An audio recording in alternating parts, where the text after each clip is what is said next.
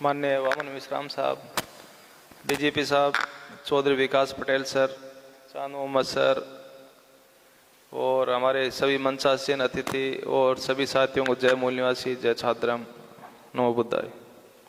साथियों, इसमें एक शब्द है मनुवादी विचारधारा और एक जो हम कहते हैं हिंदूवादी विचारधारा।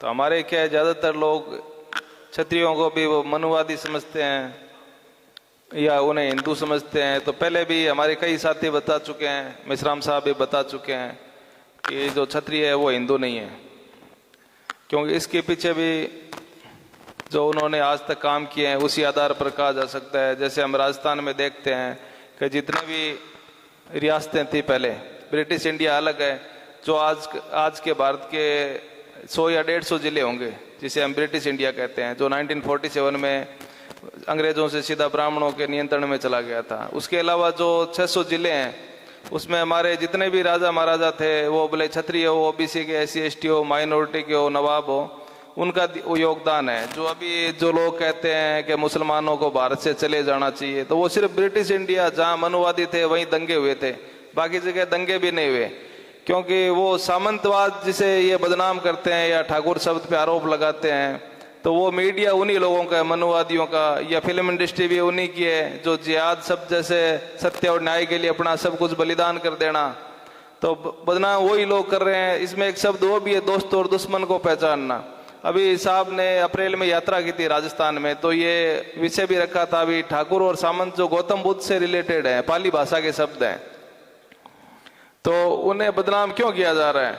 आदिवासियों का सेग्रीगेशन हो या मुसलमानों पे अत्याचार हो या क्षत्रियों पे हमें अलग अलग करना, कि हमारे जो हक और अधिकार हैं उनसे वंचित हम अगर साथ में रहेंगे तो किया नहीं जा सकता, इसके लिए ये अलग अलग किया जा रहा है।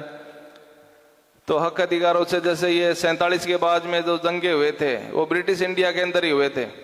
वो इसलिए हुए कि जो प्रॉपर्टी थी पोश एरिया में, आप मुंबई ले लो, दिल्ली ले लो, तो वहाँ मुसलमानों के ज़्यादातर घर थे, वहाँ से उनको पोश एरिया खाली कराए गए और आज उन पे किसका कब्जा है उसका आकलन, अगर मैंने एक रिपोर्ट देखी थी उसमें भी दे रखा है कि ज़्यादातर वो मनुवादी आप ब्राह्मण मान लो उन्हीं का कब्जा है आज।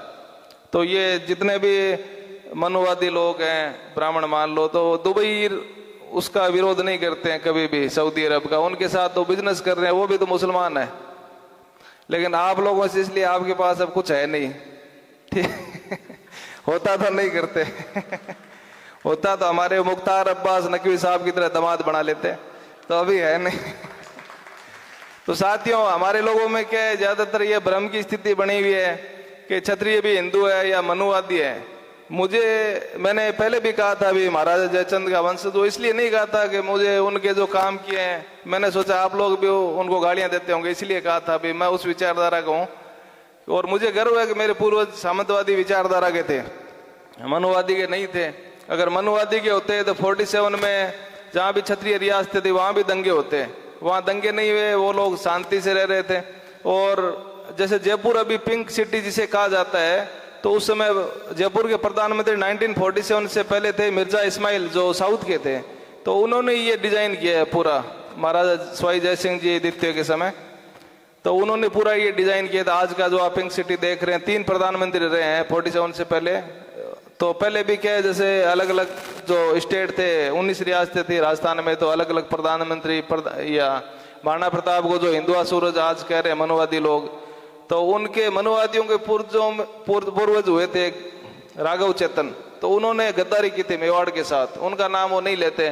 तो उसके कारण क्या छत्राणियों को और भी जो लोग थे हमारे, उनको जोर करना, उसमें मुसलमान भी शामिल थे जोर करने में, तो सभी लोगों को करना, उनका नाम वो लेते नहीं है। लेकिन वो अभी मनुवादी विचारधारा इसीलिए थोप रहे हैं ताकि हमारे बाकी जो लोग हैं उनको, महापुरुष जो हमारे, उनको अगर मनुवादी विचारधारा घोषित करेंगे तो बाकी लोगों की प्रेरणा खत्म हो जाए और वो भी धीरे धीरे उसी रास्ते पे चल पड़े। तो इसे समझने की जरूरत है, क्योंकि महाराणा प्रताप ने, पिछली बार मैंने कहा था, उन्होंने अपने उदयपुर में मस्जिद भी बनाई है उस समय में, और जितने भी आप देखोगे सब जगह मस्जिद, मंदिर, गुरुद्वारा, तो धर्म के नाम पे उन्होंने वो ज्यादा, मैं भी छात्र में इसलिए नहीं बोल रहा हूँ कि उसको ज्यादा प्रचारित करना है। और ये जय राजपूताना जैसे आजकल सब चल रहा है, तो ये भी अंग्रेजों ने दिया था, पहले ऐसा कोई राजपूताना सबसे कुछ नहीं था, वो बदनाम करने के लिए इस प्रकार के शब्दों को देते हैं।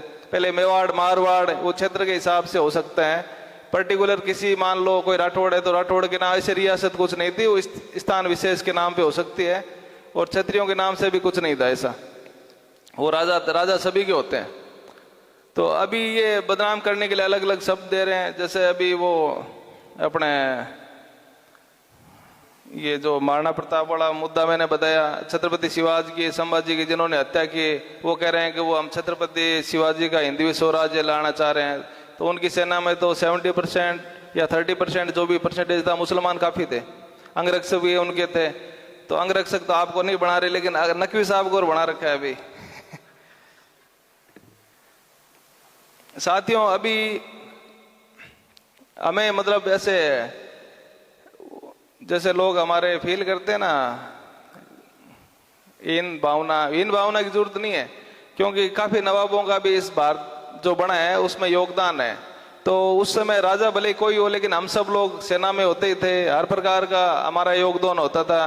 जब हम सब साथ थे तो पूरे वर्ल्ड का 40% रेवेन्यू हम कंट्रोल करते थे। अभी हम साथ नहीं है, काफी देशों से लोग यहाँ पढ़ने आते थे। अभी वो इसीलिए सेग्रीगेशन कर रहे हैं ताकि वापस वो व्यवस्था हमारी नहीं बने। तो अभी जो वामन मिश्राम साहब ये कारवां लेके चल रहे हैं, हमें समझने की जरूरत है, चिंतन करने की जरूरत है, और साथ मिलके काम करने की जरूरत है। जय छात्रम, जय मूल्यवासी। धन्यवाद।